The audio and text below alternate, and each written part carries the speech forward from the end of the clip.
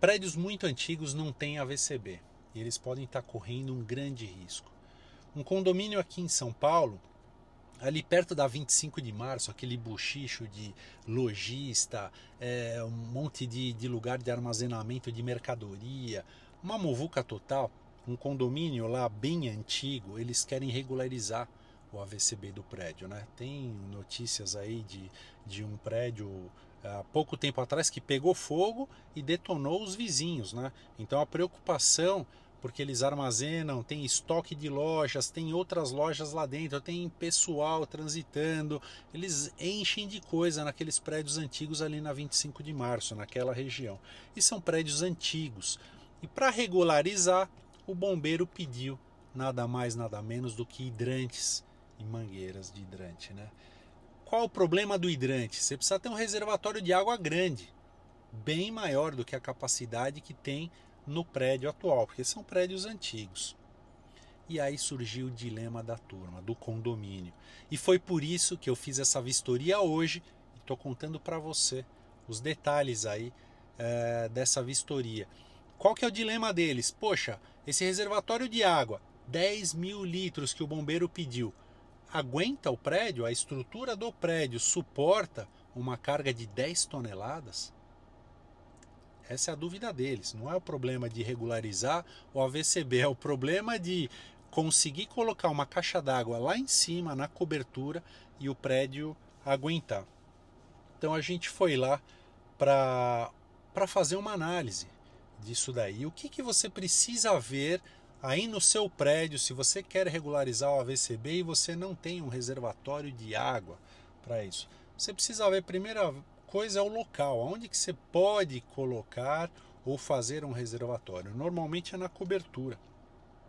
E dá para mexer nisso para caber um reservatório de água de 10 mil litros nesse caso? Então fui lá ver primeiro se cabia o reservatório onde podia ser colocado. E depois você precisa ver os apoios.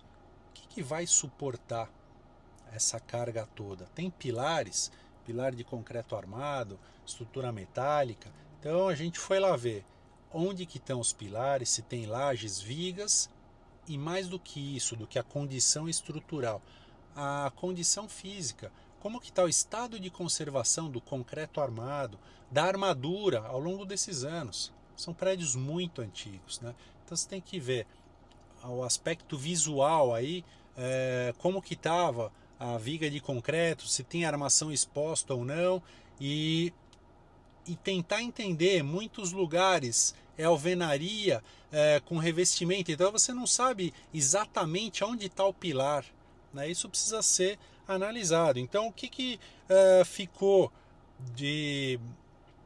dessa vistoria, né? A princípio nós encontramos o lugar para colocar lá na cobertura. É um lugar onde já existia um reservatório existente, um reservatório antigamente.